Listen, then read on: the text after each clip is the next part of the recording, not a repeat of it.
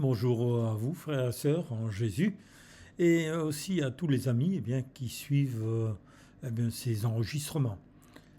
Tout cela pour continuer, comme je vous le disais la dernière fois, à bien enregistrer cette parole parce que vous savez, ce qui restera éternellement, la Bible nous dit que c'est la parole de Dieu.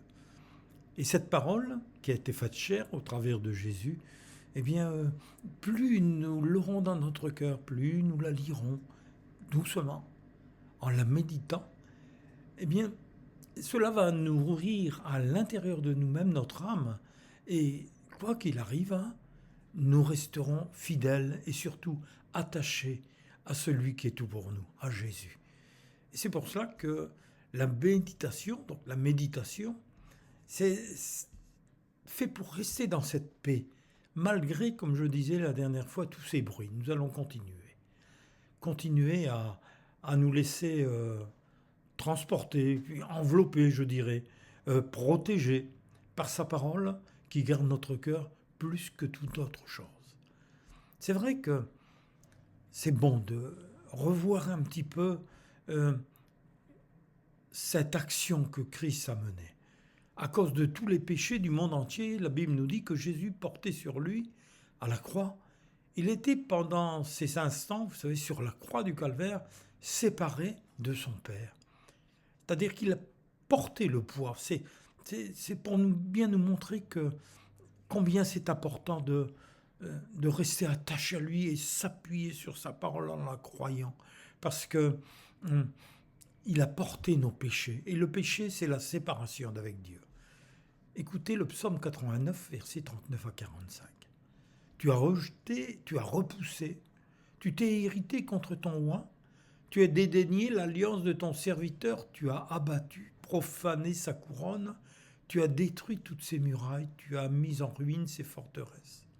Et tous les passants le dépouillent, il est l'objet d'opprobre pour ses voisins. Tu as élevé la droite de tes adversaires et tu as réjoui tous ses ennemis. Tu as fait reculer le tranchant de son glaive, et tu ne l'as pas soutenu dans le combat. Tu as mis un terme à sa splendeur, tu as jeté son trône à terre. Voyez-vous, c'est quelque chose de terrible, on ne s'imagine pas. Mais cette séparation du Fils avec le Père, qui est voulue pour que nous comprenions aussi combien Christ a souffert. Dieu le Père a dû se détourner de son Fils car Jésus portait sur lui tous les péchés de l'humanité sur la croix pour nous sauver.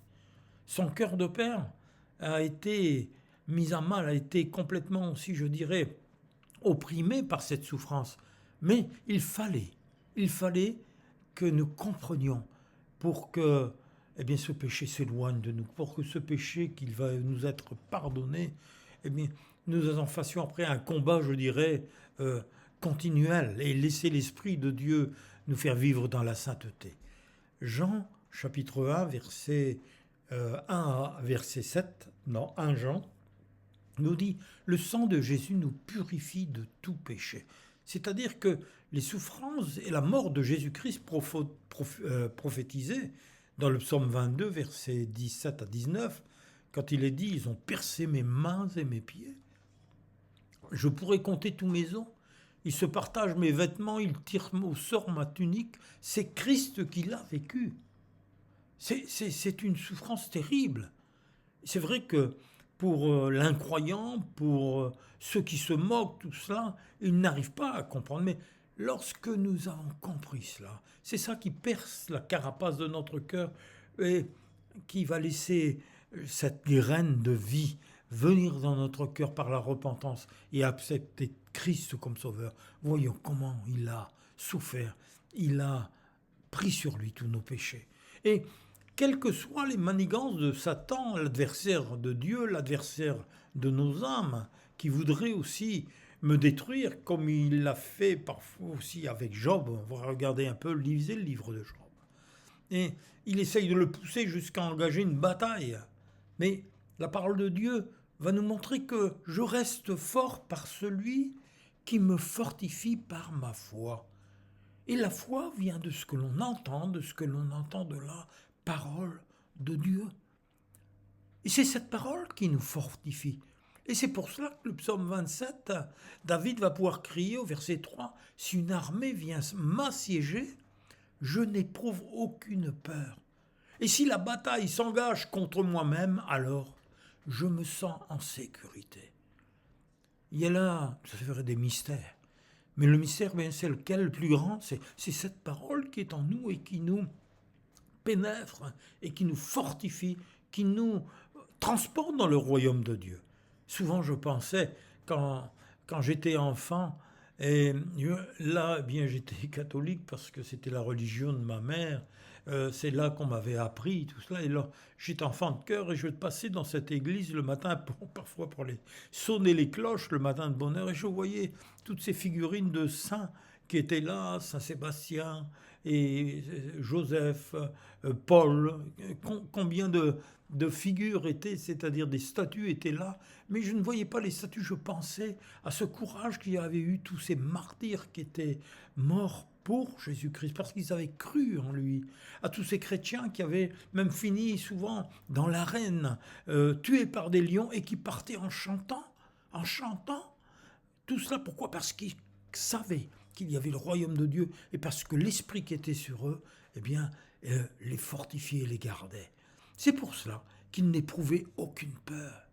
Oui, je continue à proclamer avec autorité la victoire de Jésus sur la croix et sa résurrection, et mon cœur reste fort. Quel bonheur le matin de pouvoir nous mettre devant lui, de lire sa parole, de la méditer, de la laisser couler dans notre cœur et de la laisser faire son œuvre. Le psaume 27, donc, nous raconte même dans la version du Semeur, regardez, j'aime bien aussi le verset 3, qu'une armée vienne m'assiéger, mon cœur reste sans crainte. Que l'on me déclare la guerre, je suis plein d'assurance. C'est-à-dire que tous ces bruits qui peuvent arriver, tous ces cris, toutes ces batailles, tous ces problèmes qui sont là autour de moi, mais mon cœur reste sans crainte parce qu'il est en moi. Jésus vit en moi. Que l'on me déclare la guerre, je suis plein d'assurance. Oui, Jésus par son esprit vit en nous, mes frères et sœurs. Continue à nous encourager à tenir notre position d'enfant de Dieu, acquise par son sang versé pour nous sauver. Pourquoi? Parce que nous lui appartenons. C'est le Saint-Esprit. Souvenez-vous, il est écrit aussi qu'un jour vous n'aurez même plus besoin d'être enseigné parce que le Saint-Esprit vous enseignera lui-même. Il est en vous. Alors, acte verset 20 à verset 28, on comprend mieux ces paroles. Quand il est écrit que prenez donc garde à vous-même et à tout le troupeau sur lequel le Saint-Esprit vous a établi évêque. C'est le Saint-Esprit qui a fait cela. Pour paître l'Église du Seigneur, ça s'adresse aux serviteurs. Pourquoi? C'est l'Église du Seigneur qui s'est acquise par son propre sang. Et tout cela, un jour, nous le verrons lorsque nous serons dans la gloire. Nous vivrons ces moments d'Apocalypse chapitre 5 verset 9 et il est écrit « Et il chantait un cantique nouveau en disant « Tu es digne de prendre le livre et d'en ouvrir les sceaux. Car tu as été immolé et Jésus, tu as racheté pour Dieu par ton sang des hommes de toute tribu et de toute langue. Alléluia. De tout peuple, de toute nation. Alléluia. C'est merveilleux. C'est merveilleux. Il y a quelque temps, nous étions en Casamance. Et nous avons fait un culte dans une maison, je dirais une église de maison, où nous étions une vingtaine avec les enfants, les femmes, les familles, disons, complètes. Mais chacun louait Dieu. Et là, c'était avec des tam-tams, avec des djembés.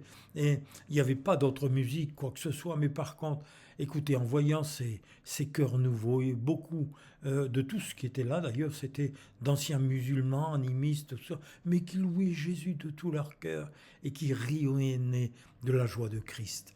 Les yeux de notre cœur doivent être dirigés vers Jésus. Des hommes de toute tribu, de toute langue, de tout peuple, de toute nation. L'Église de Christ est grande. Et notre bouche exprime nos besoins par la prière de la foi. Oui, et c'est ce que va continuer le psalmiste dans le psaume 27 au verset 4.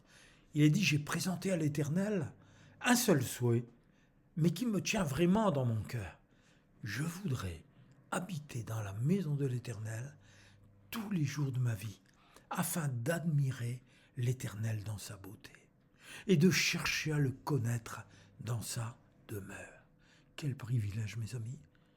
Quel privilège nous avons ce matin. Nous sommes dans la maison de Dieu. Il est là. Il est là, il partage avec nous cette parole. Son esprit est là, qui nous porte, qui nous fortifie. Et même si vous êtes seul, même tu es veuf ou tu es veuve, ce bien-aimé que tu avais est parti vers le Seigneur. Et là, tu te sens seul. Non, tu n'es pas seul. Le Saint-Esprit est en toi. Des enfants qui ont perdu leurs parents. On peut imaginer toutes sortes de choses. La solitude est une chose terrible. Terrible lorsque on la regarde avec nos yeux humains. Mais fais ce souhait magnifique si tu appartiens au Seigneur. Parce que ce souhait aussi réjouit le cœur de notre Dieu, où un jour nous serons avec lui pour l'éternité. Je le sais, car je le crois. Jésus m'aime, et sa fidélité pour moi est à toute épreuve. Alléluia. Et au verset 5, il nous rappelle, il dit, mais quand tout ira mal, il m'abritera sous son toit. Alléluia. Quand tout ira mal, il me cachera dans sa tente. Quand tout ira mal, il me mettra sur un roc hors d'atteinte. Alléluia. Mon corps est le temple du Saint-Esprit. Il vit en moi. Ma maison est bâtie sur le rocher des siècles qui est Jésus-Christ. Et ça, c'est un trésor inestimable. C'est plus que tous les biens de la terre. Il y en a qui sont riches et qui sont malheureux. Il y en a qui possèdent des fortunes colossales, qui sont milliardaires, et au fond d'eux-mêmes, ils sont malheureux. Mais celui qui a Christ, il est riche en Jésus-Christ. Pourquoi ? Parce que Christ est fidèle. Jésus. Mais le Christ est fidèle en tant que fils, placé à la tête de la maison de Dieu, nous dit Hébreux chapitre 3, verset 6. Et nous sommes sa maison, si nous gardons notre assurance et l'espérance dont nous sommes fiers. Alors gardons notre assurance, gardons cette espérance. Et faisons attention aux messages que nous pouvons écouter parfois de droite ou de gauche. Il faut faire attention parce que certains se détournent ou oublient de revenir à la parole. C'est leur parole qui compte. Ils oublient que c'est la parole de Dieu qui doit faire face et qui doit être mise en premier. Oui, la parole de Dieu en premier. La parole de Dieu, elle dit encore Jésus dans Matthieu chapitre 7, versets 24 et 25. Et Jésus va appuyer en disant, mais c'est pourquoi quiconque entend ces paroles que je dis et les met en pratique sera semblable à un homme prudent qui a bâti sa maison sur le roc. Si la pluie est tombée, les torrents sont venus, les vents ont soufflé et se sont jetés contre cette maison, mais elle n'est point tombée parce qu'elle était fondée sur le roc. C'est vrai.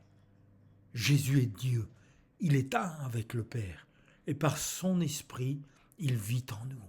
C'est un mystère qu'on ne peut imaginer. C'est un mystère, mais c'est une vérité. Vous savez, quand, je me souviens dans le bâtiment, quand on creuse pour les fondations, on enlève la couche végétale, et ensuite, eh bien, s'il y a de l'argile, on va encore creuser et creuser. Et le meilleur, bien sûr, c'est quand on va trouver la dureté du roc. La dureté, c'est-à-dire cette couche, ce rocher. Et là, on va pouvoir bâtir la fondation. Et sur cette fondation, ensuite, on va pouvoir bâtir notre maison.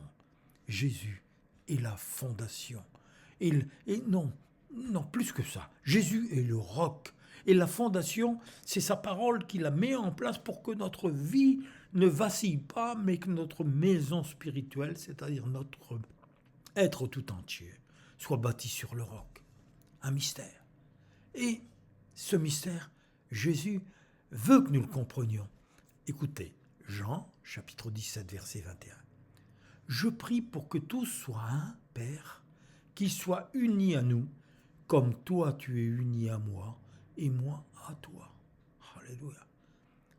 Être unis, comme le Père est uni à Jésus, eh bien, il est uni à nous. Nous sommes un. Et Jésus, voyez-vous, c'est Jésus, c'est le Fils de Dieu, bien sûr, mais en même temps, il a traversé les âges, il était là déjà, même à la fondation du monde. Et il était aussi avec le peuple d'Israël dans le désert, nous dit la Bible, pour les abreuver. Vous savez, quand ils sont sortis du pays d'Égypte, ils ont traversé la mer Rouge. Et puis, lorsqu'ils sont arrivés de l'autre côté, c'était le désert. L'eau était rare. La nourriture était rare.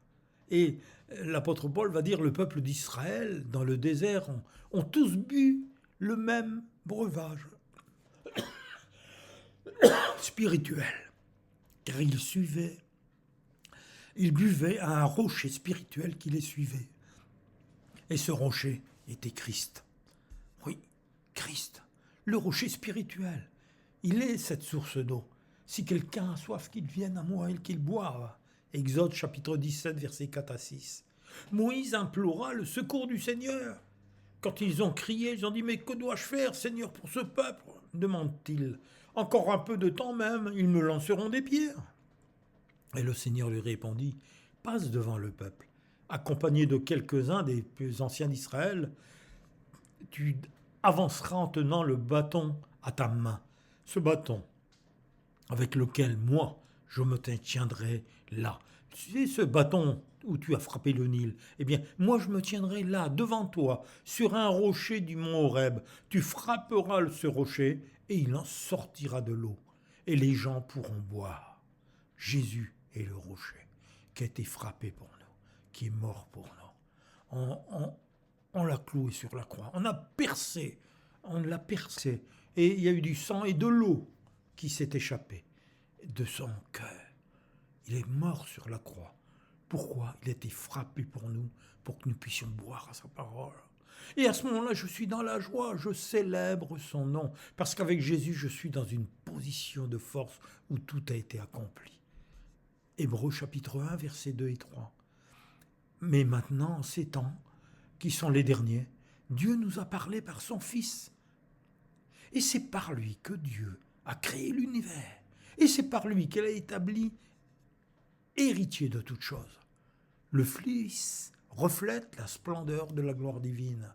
Il est l'expression même de ce que Dieu est. Si nous voyons le Fils, nous voyons le Père. Il soutient toutes choses par sa parole puissante. Et après avoir purifié les êtres humains de leurs péchés, il s'est assis dans les cieux à la droite de Dieu. La puissance suprême. Alléluia. Merci Seigneur. Je lève les yeux, Seigneur, et spirituellement, Seigneur, par l'Esprit, je te vois assis à la droite de Dieu. Et je me réjouis, je dis, tu es mon Dieu, Seigneur, tu es mon roi, merci de m'avoir sauvé. Merci d'être avec moi, merci maintenant de m'avoir envoyé le Saint-Esprit qui vit en moi. Et oui, c'est en même temps simple pour être compris avec un cœur d'enfant. Hébreux chapitre 1, versets 8 à 13. Mais au sujet du Fils, Dieu le Père déclare, ton trône, Dieu, est établi pour toujours. Et c'est avec justice que tu gouvernes ton royaume. Tu aimes la justice, tu détestes le mal. C'est pourquoi Dieu, ton Dieu, t'a choisi pour son service, en versant sur ta tête l'huile de fête. Il t'a choisi plutôt que tes proches. Il dit aussi, c'est toi, Seigneur, qui au commencement a fondé la terre. Les cieux sont ton ouvrage. Alléluia. C'est vrai que tout cela disparaîtra, mais toi, tu demeures. La terre et le ciel s'useront comme des vieux habits. Tu les rouleras comme un manteau, et ils seront changés, comme on change de vêtements. Mais toi, tu restes le même, et ta vie n'a pas de fin. Alléluia. Alléluia. Gloire à Dieu.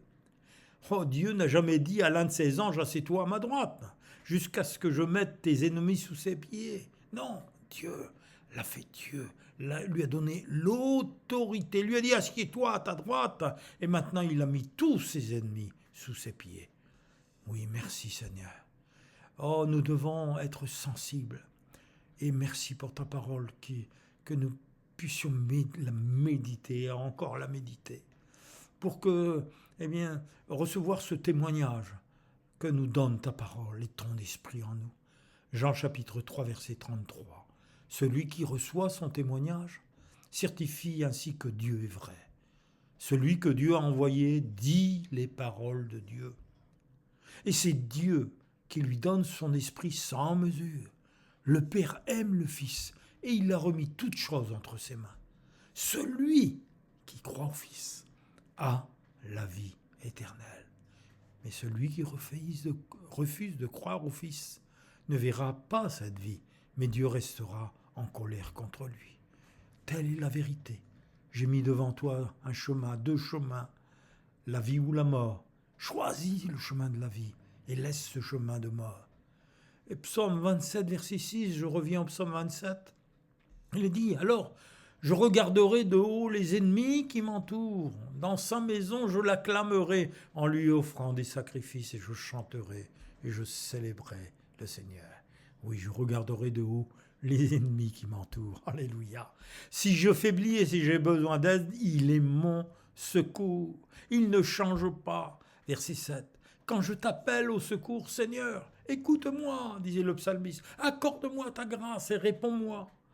Et nous voyons que le Saint-Esprit nous aide constamment et nous pousse à réfléchir, à lui obéir. Verset 8. Je réfléchis à ce que tu as dit.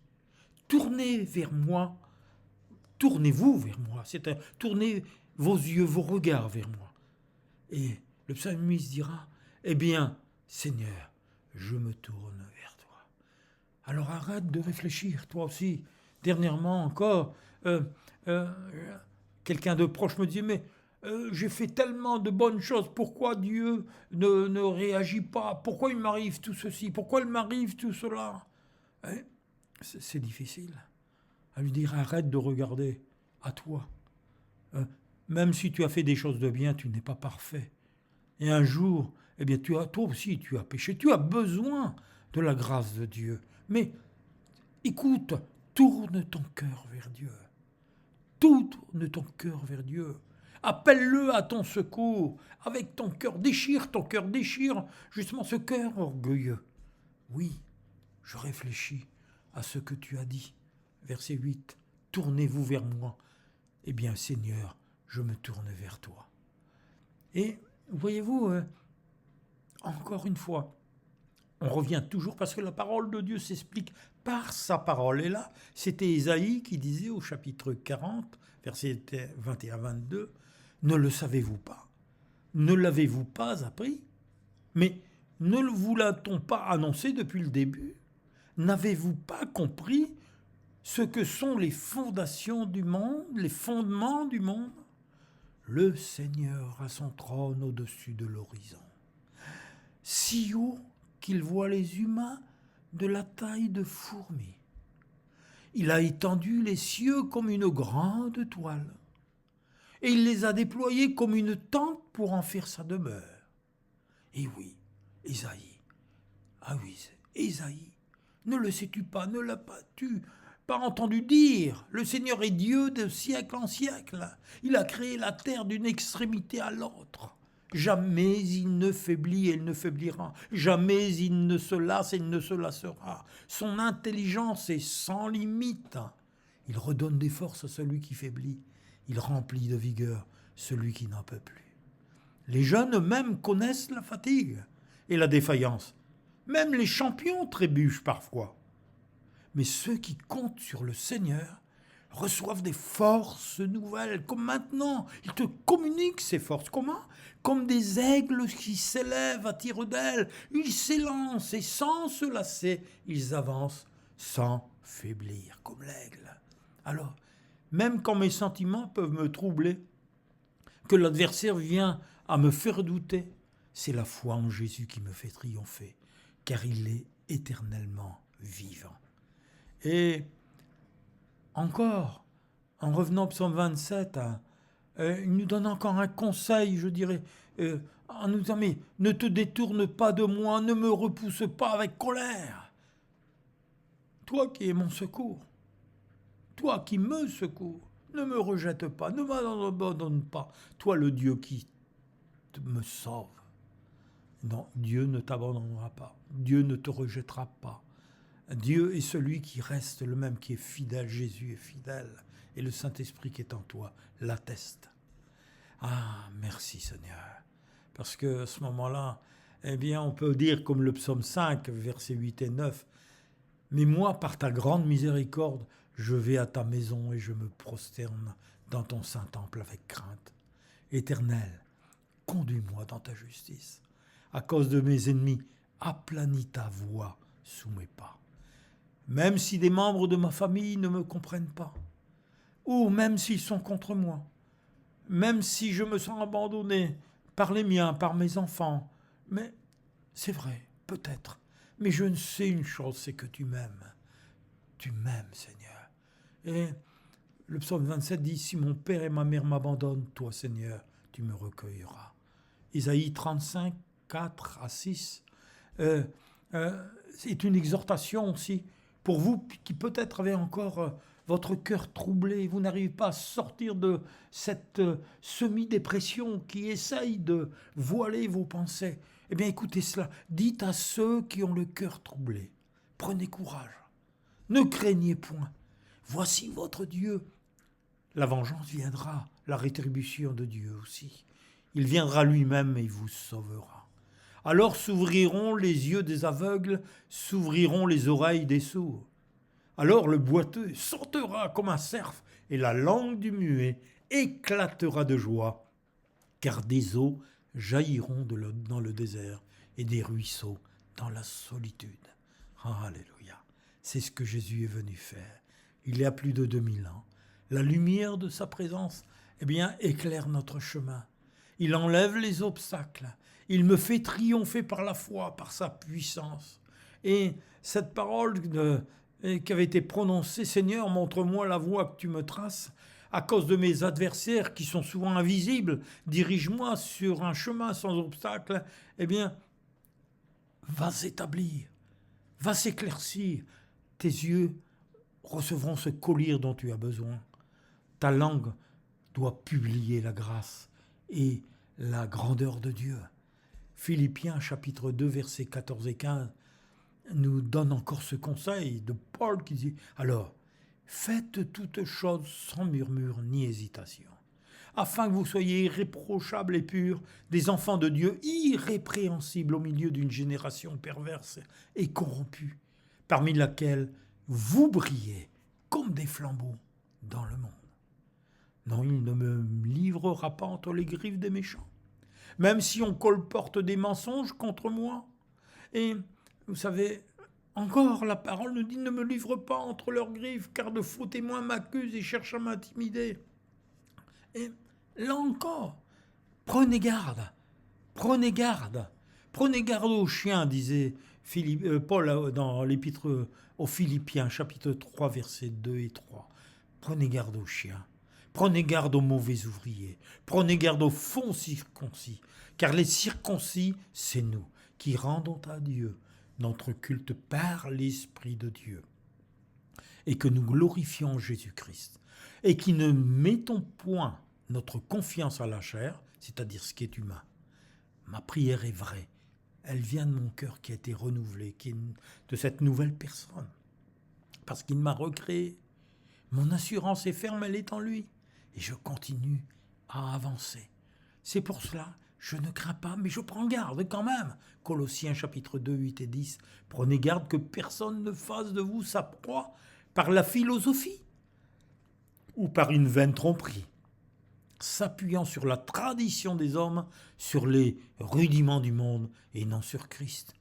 Car en Christ habite corporellement toute la plénitude de la divinité. Vous avez tout pleinement en lui, qui est le chef de toute domination et de toute autorité. Oh, alléluia, c'est magnifique. Hein? Merci Seigneur pour ta parole.